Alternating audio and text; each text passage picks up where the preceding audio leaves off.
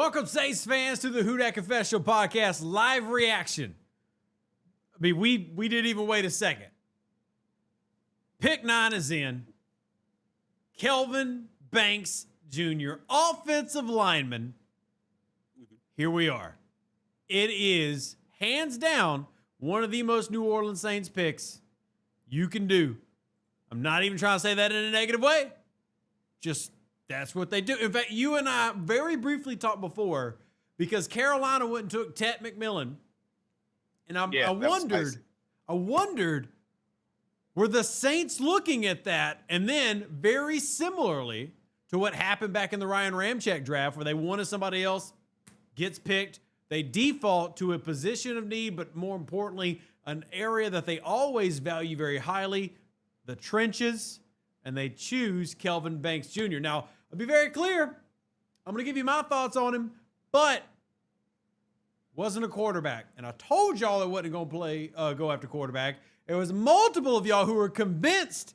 And the last time I need to say this, stop listening to the media.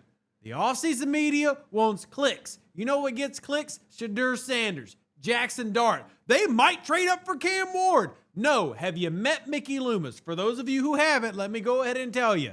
Not happening. Okay? Stop that. There were people who were showing me their bets of like it was like plus 900 and stuff. And I went, good for you. Get ready to lose money. Not happening. Welcome. Sorry if that sounds harsh, guys. Some people, especially on social media, I saw it on Reddit, I saw it on Twitter, they were just bought in.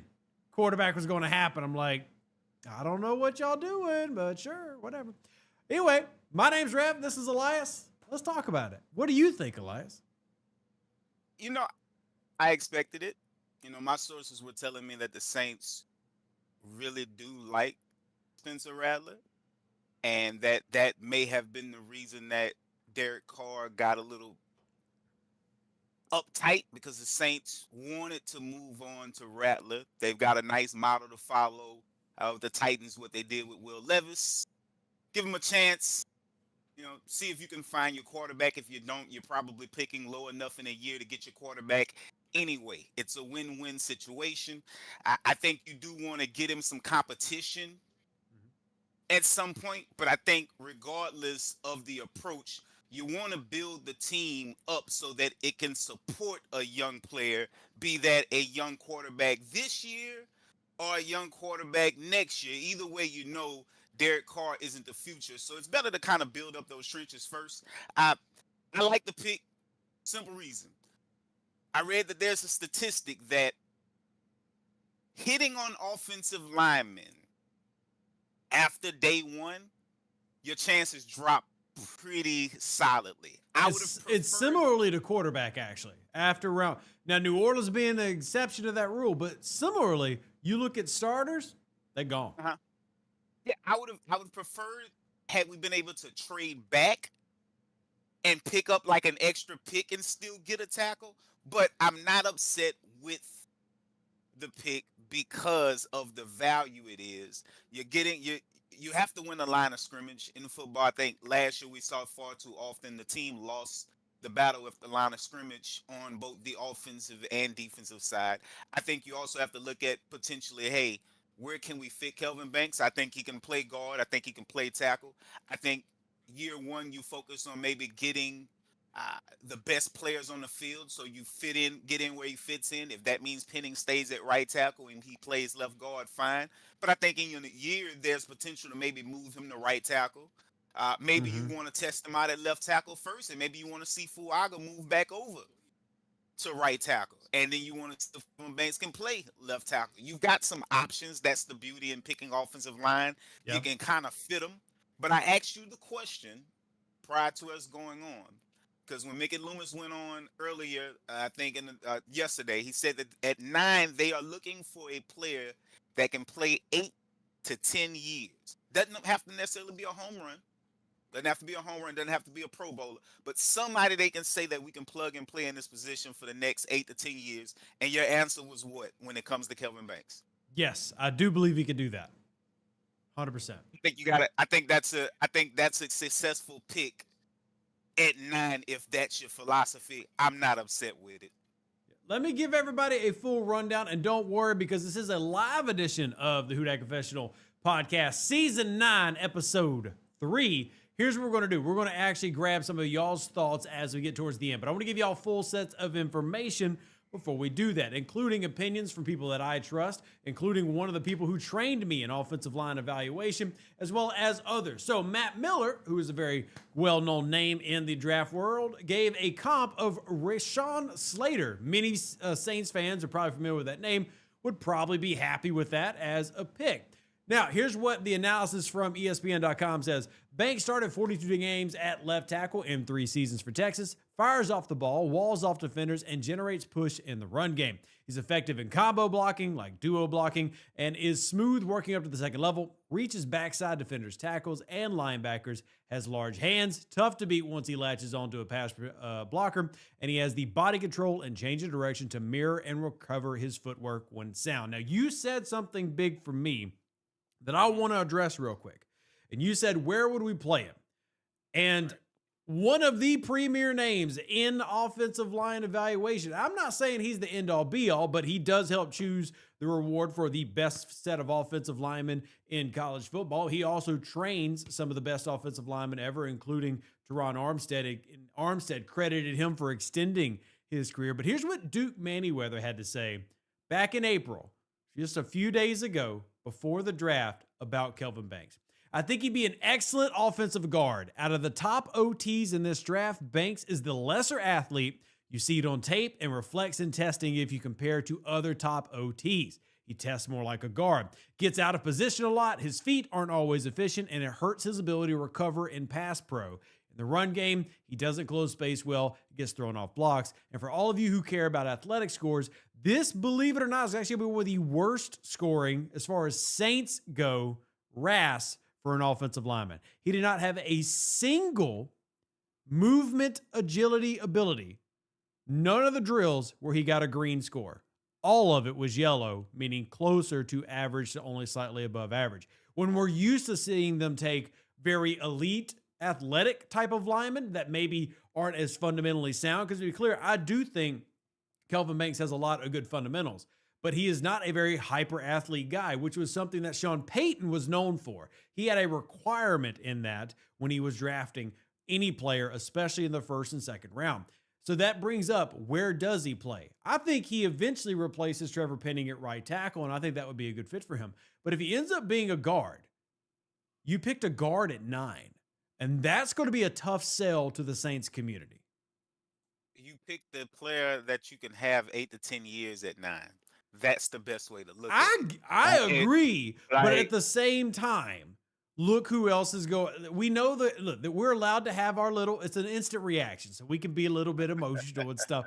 But look who was on the board. You and I were talking before the show. Who are you saying you wanted? He's actually still there. Jalen Walker. Jalen Walker. Here's another reason. 6'5", 315, 33.5 inch arms, 10 and 3/8 inch hands. Big people beat up little people. Yeah. That's and I think that's the philosophy, whether Peyton is there or not. I think that's an Ireland philosophy. They believe in that, and I don't think that went anywhere just because of Peyton. Give me the offensive lineman because I still want to establish the trenches. I want to win the trenches. And if I am going with Rattler, if I'm going with a young quarterback, one, I need to be able to protect him up the gut. Why? Well, because Rattler's about the same height with Drew. If you look at him, he looks very small out there. So if I'm building this team and I'm probably going to have a young Rattler likely starting, I need to protect the interior. Hey, nobody cares about these picks when they hit. If this guy ends up becoming a perennial Pro Bowler at the guard position, right? Nobody's going to care that you picked him at 9 in 3 years. That's just the truth. Nobody's going to care. I don't know. People really cared about Andres Pete. He's a multi-time Pro Bowler who made it in the league 8 to 10 years. Yeah, but when you look back at that draft, that 2015, when you look back at that draft, because I was always okay with it around him. I'm just saying. he was one of the best players of the 8 players drafted after him. Pete was the only one that stayed in the league 8 to 10 years. So again, Yeah, I think you have to trust the process if you're the Saints, regardless of what outside people say, as long agreed. as you're building it the right way and you're in agreement in how you build it. If you say you're gonna build it from the inside out, well, stay consistent with that message. And I think that's what we saw here. They stayed consistent with their message, which also means that the entire aura about the Saints needing to draft a quarterback, kerplunk. Yep. It I was it told was y'all incorrect the don't listen entire to that. time. It was incorrect the entire time. And to boot, Mickey did say, and I think people thought it was just him saying nothing. Nick actually tricked Mickey into revealing when he asked, "How do you guys respond to, like, if a player suddenly gets hurt? Does it change your draft board?" And this is after everybody's trying to get Mickey to admit that by Carr getting injured, something got changed. And so Nick asks him the question in that way, and he goes, I can't recall a time that it's affected what we were going to do. So in that meaning, Carr had that injury had no decision making in what they were going to do. They were never pressed to take a I quarterback. They agree were with never that. going to take a quarterback Yeah. just because people said they needed to take one. It didn't alter their plan. I think they're staying on task with what they were going to do. For now, you can And to call be that a clear, start to a I still successful think offseason. quarterback is on the table because I think they want or have eyes on a quarterback. They just didn't see the value at 9, right? They like Fuaga at the left. Now, I'll tell you, because I know you said what you said about your source, and I'm not saying you're wrong. I don't believe in saying other people's sources are wrong because I believe people talk to who they talk to, right? But I'll tell you that from what I have on the inside, there are a lot of people in the facility don't believe in Rattler at all. There are also people in the facility who very much believe that Rattler can become something. And there's a split there. Just like there's a split about Derek Carr, where the higher up in the franchise you go, the more trust in Derek Carr there is. The lower in the franchise you go, interpret that how you will, the less trust there is, right? So I think Spencer Rattler is going to be given an op, but at the same time, I won't be shocked if, like some of the guys that you and I talked about in the last episode, certain quarterback maybe gets drafted in round 4 or 5, brought in as competition, or we'll see how things go because as we heard rumors, multiple quarterbacks potentially dropping out of the first, where I didn't really see Sadur as a top 10 guy or Jackson Dart.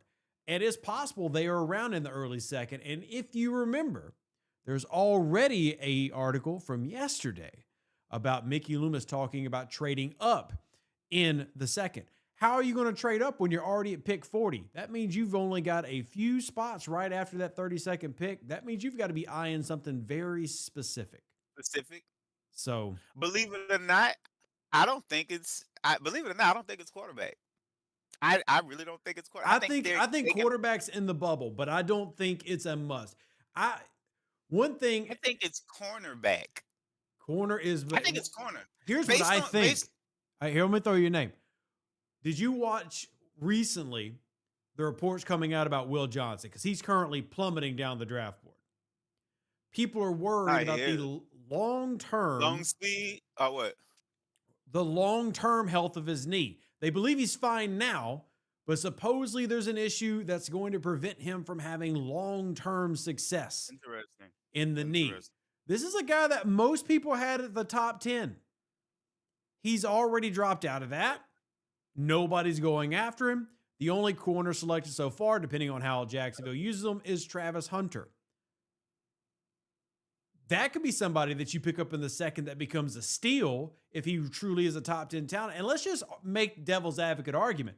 Let's say he only gives you 3 to 4 great years. If you get 3 to 4 great years from a second round pick, that's a win in any draft, right? Yeah. So I'm very curious to see what they do in conjunction with this, because the great thing about the draft is it's not just the first round pick. Remember, New Orleans is currently set to draft, 9 guys, right? Yeah. So we can't judge it based on Banks. You can see the vision of what they want from Banks, and let's just be honest.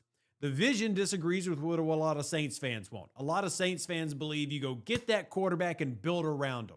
Well, Kellen Moore and Mickey Loomis clearly believe you build the trenches first, Then you build from there, which is how I've always been. So I'll be biased and say I agree, but I've always been that way. Y'all know, if you've watched my film studies, I'm a trench first guy. I believe that's where the game is won.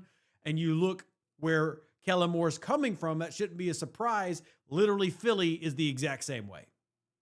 Correct. Philly believes the same thing. Correct. So, And I think it applies here for them, especially with Kellen coming from Philly and potentially getting some of the insights there and how they run that organization, why they value certain things. I think there's going to be a split in that war room. I think maybe Kellen is the type that he likes to have extra picks. Loomis, we know, prefers to trade up. But while they may clash in certain areas, you can clearly see they agree in building from the inside out. So again, I think if you are building a team that has the support, whoever it's going to be, because as of right now, that team has the support no better than a mid-level quarterback if they patch things up with Carr, at the very least. And we've seen that Carr isn't a quarterback that's going to elevate a team. So that means that team has to carry him to a degree. So regardless of who is at that position, when we play a game week 1, you got to build it around them first. Protection is key for any quarterback. I love the fact that even if they are leaning on Rattler, like I think they are, like I suspect they are, making sure that he's protected and doesn't have to stand in the pocket and develop bad habits because he's getting hit a lot. I think if you don't want to ruin a quarterback, you make sure he's protected. So and let me throw out some more positives on this guy. Go ahead. Shout out to Scout, my good friend Brandon Thorne, another guy I worked with at the Scouting Academy. Here's what he says about him. Now, one big thing that I actually want to shout out real quick is we've talked about this draft having like the oldest quarterback we've ever seen drafted, right? Show is about to turn like 47. One thing I love about Banks, like we talk about, oh man, maybe he's not the most athletic. He can work on his technique. He's 21 years old. He just turned 21 a month ago.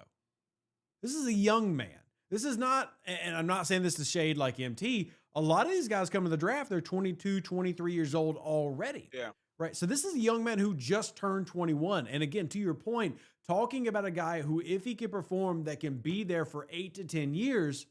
Well, that's what you're looking at with a guy like Banks. Again, assuming he can stay healthy. Some of the negatives that he has that you'll see people like Duke Manyweather, Brandon Thorne talk about is his footwork and how it can cross over a backside cutoff sometimes, and that leads to quick penetration. These are all things technique-wise that can be fixed. And you also, again, this is pure conjecture. I'm just being conjecture-y here. I'm being honest, though. What do you mean? I'm being conjecture-y. Yeah. But I also, with the man turning 21, I don't know if he's reached his physical peak yet either. So in terms I like making up my words, you know that. But sincerely, though, if we're talking about a guy maybe isn't the most athletic, look, not everybody is Mike Tyson at 15. And if you've seen Mike Tyson at 15 and me at 15, something happened there genetically that just wasn't fair. Not all people are equal just because they're the same age. He's only 21. I think he has a lot of good future ahead of him. It all comes down to development and where they put him. You've got Fuaga, who played really well at left tackle. You know, this is a guy who spent 3 years playing left tackle. What do you do with him? You can either slide him inside to left guard, which is obviously a huge question mark. You have Penning for at least one more year, and then you maybe prep him for right tackle. Now, I've said before, I hate moving guys. Hate it. But sometimes it works. Sometimes it's needed.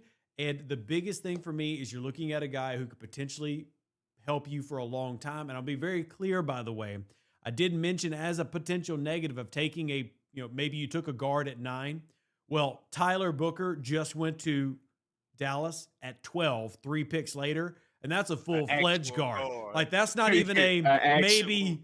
Yeah, not even maybe we'll make this guy a guard. No, a legitimate guard just went at 12, 3 picks later. So, again, that's just the state of the draft, and each draft is unique. So I like the pick. Am I going to lie to y'all and say that was like I'm an in love pick? No. But do I like it? Do I understand it? Absolutely. And I think it could benefit the Saints long term, but it's not going to give a lot of Saints fans what they wanted, which is that immediate feeling of we're taking the next step. This is a very much a process pick, a trust the process pick. Very well said. It is a we're going to do this the right way pick. We're not going to try to push this. We're not going to set any high expectations. We're going to build this thing the right way, and we'll get to where we get to when we get there. Just enjoy the ride. Enjoy the ride. And Yeah. I'm sure, I'm absolutely sure. I figured Kenneth Grant was going to go earlier than people think. Nose tackles like that don't get out of the top 15 very often. Yeah. I know people thought he'd probably go in the late 30s, like Tavondre Sweat did last year in the second round. He's a much better specimen at defensive tackle and mover than Tavondre Sweat was, and those guys don't get out that far out. So I would have loved for the Saints to have moved back and drafted a Kenny Grant. I would have liked to have seen him because I'm just big on winning the trenches. We couldn't stop the run last year. And what I was Hey, going to say, there's still some Alvin really good Kamara, names there too. So yeah, Alvin Kamara is going to appreciate having Kelvin Banks. yeah. Any running back that's behind there, if you're yards before contact, we don't want to get hit in the backfield. We need big. He was like 315, 320. I think he probably plays at 315, 320. That's a wide body. The more wide bodies, the better. It's not who I wanted, and I'm fine with that. As you said, trust the process.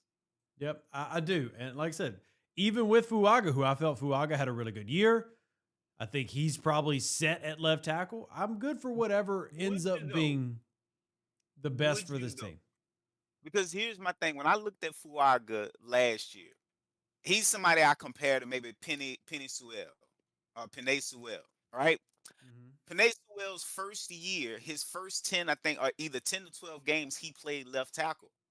His PFF grade was very similar to Fuaga's playing left tackle. His second year, or from that point on, and then going into his second year, he got moved back to right tackle, Yeah. and his play went up.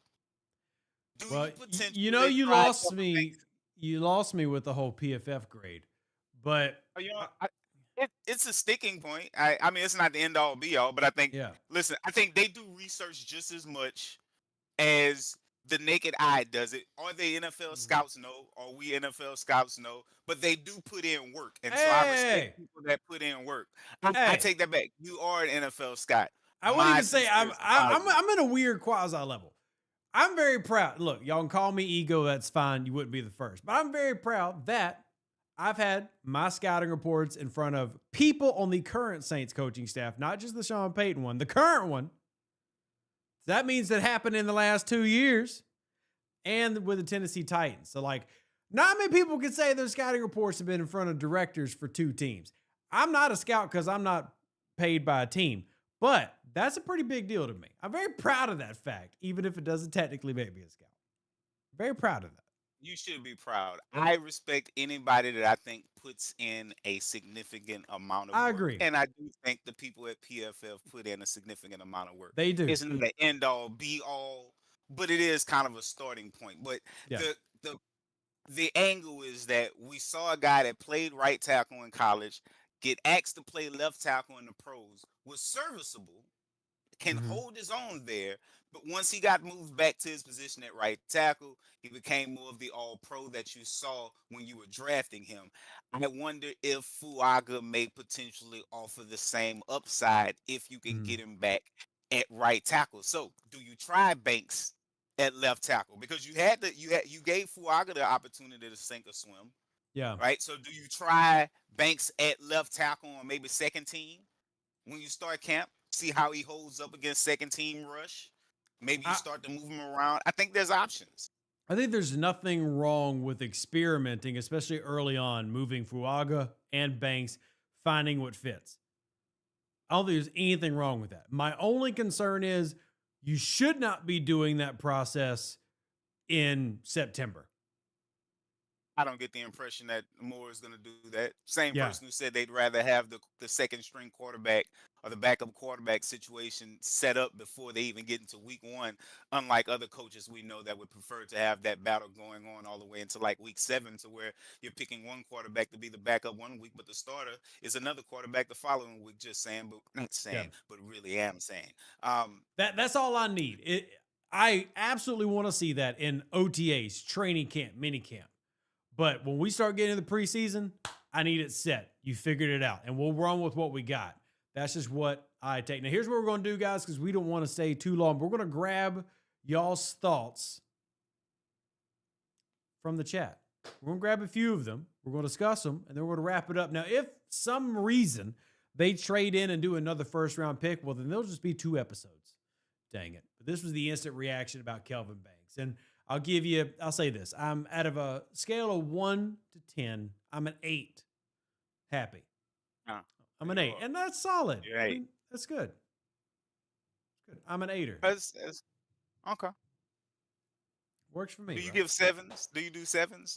Do you scale? It's like a scale that goes from 6 and then skips to 8, or do you give No, seven? because know me, I definitely give a negative one. Davenport, it's a 3 or a 4, right? That's, depends on what we're grading. I'll definitely give you an honest opinion. It ain't always going to be cheeky and peachy. But Touche. like I said, Kelvin Banks might be the guy that people hate. But at the same time, if you've been an honest Saints, be an honest Saints fan and watch the guard play for the past 2 years, you should remove all Andres Pete slander that you ever dished out. All of it. Like Andres Pete's biggest failing, truthfully, Elias, was he was not good enough to beat Aaron Donald, like the best DT we've ever seen in our life. His He was, biggest failure was not panning out at right tackle, which was the original place we wanted him to play. but even then, you got a multi-time Pro Bowler at left guard who played in the league for a decade, which is exactly what Well, we're hoping to find here. listen, I think there's a caveat with that. Listen, I think, I think Nick Underhill did an article on it that NFL offensive line play is down across the league. Most teams have one good offensive lineman, Yeah, maybe 2, and then a bunch of average to below average players filling out the rest of the offensive line. Not many teams have like 3 good offensive linemen, right? true. So when you look at it from that perspective, I think taking offensive linemen and taking ones that you feel can be good early makes the most sense, because you can Yeah. at least get some bang for your buck, because they're not all developing properly. Not to mention, when I look at this system, when I look at the way that they're building this team, we talked about it with the Kyle McCord thing. I see a team that maybe wants to be more vertical this year. I see Yeah. a team that maybe wants to be a little bit more Air Coryellish than West Coasters, and by getting deep and intermediate a little bit more. So when I look at it from that way, when you look at where Drew was in his heyday, they had to have that protection when they were calling those 4 verts. When they were calling those all goals, you got to be able to have that pocket protection for those plays to develop. So you Interesting little want the note. talent there. It's an interesting Yeah. little note before we get to people's comments. Our Lads, which is a site that is actually another one that's run by a former NFL scout, they Mhm. have they update the roster. You can get the roster for every NFL team. They've already put in Kelvin Banks at right tackle on the Saints official roster. So I'm very I wouldn't curious mind to that. see how this ends up looking out. Now, Mike McDuff says that there are 7 in terms of excitement. They totally understand would that could come up depending on the next 3 years. And Dennis says, was our O line more in need than our D line? Which is another good question. And I would actually answer this one. I'll let you jump in. I would say specifically D line, our O line was more of a need, even though, yes, we need more D line. I think that Brian Brzee, Cameron Jordan to an extent are going to fit a now 3-4 front and be fine. But what you could argue is really needed are the outside linebackers for that 3-4, whether they play an over, an Okie, or whatever. The linebackers are now the biggest need over maybe O line. But again, you definitely needed help at O line. Like, I'm not trying to be that guy or anything, but ladies and gentlemen, we're far removed from, and it's not even that we've had bad O line talent, in my opinion. You've not had talent that stays on the field, too many injuries. And sometimes you just need to find a guy to give you some stats on this, right? Everybody likes numbers. Pressure rate. Derek Carr was pressured on 24% of his dropbacks. Spencer Rattler, 20%. Jake Hayner, 34%. Taysom Hill, when he did it, 25%. Anything above 20 is not something you want to have. Every single quarterback who started or took primary snaps for New Orleans was over 20%, with Jake Hayner having 34% of a pressure rate. That's not winning football. So Y'all don't like the big sexes. That's all. That's your problem. Y'all don't like the big sexes with the apple bottoms or the bubble butts, like Mayock used to say. But those are the guys that you win with. And I want to point out that basically nothing but big sexies has gone in the draft so far. You've had one quarterback, one corner, one running back, one wide receiver, two tight ends. And you can argue tight ends are not pretty either. Listen. This is a meat and potatoes draft. In fact, you can maybe call this a meat, potatoes, and macaronis draft. This is a two-starch draft. There's You some tuna understand in what I'm that saying? mac, yeah. I mean, so look, I'm not surprised that the one of the sexiest picks went where it went with Tet going to the Panthers. I would have took Tet there too, especially knowing that everything else after that, number big sexes. I will be interested to see, knowing that Loomis did say that this draft is very deep at defensive lineman, not as deep at Mm-hmm. corner. So I am interested to see if they try to get a cornerback, because as we pointed out, that right cornerback spot is a little, or the left cornerback spot is a little empty Which again, over I there. I wouldn't mind picking up a Will Johnson because he's probably going to fall in the draft because of these rumors. I don't even know if those medical rumors are true, by the way, but Will Johnson is falling Well, they true. still. Listen, if they weren't true, he wouldn't be falling. And the only time players fall is when they do something crazy, and by all accounts, his background checks out fine, or when it's medicals. When Yep. any time a player slides like that, it's one of those two things. It's got to be medicals in this case. Got to be. All right, a couple more we're going to grab. Appreciate y'all being here, by the way. It's great to be back in it. So, Dupree says having 3 first-round talents on the O-line combined with an all-pro center, I'm feeling pretty good. Loving the positivity. By the way, Jalen Walker just went to the Atlanta Falcons. Oh. Yeah. That's going to make Saints fans on social media feel worse about this pick, but there you go. Hurts my heart a little bit. It does.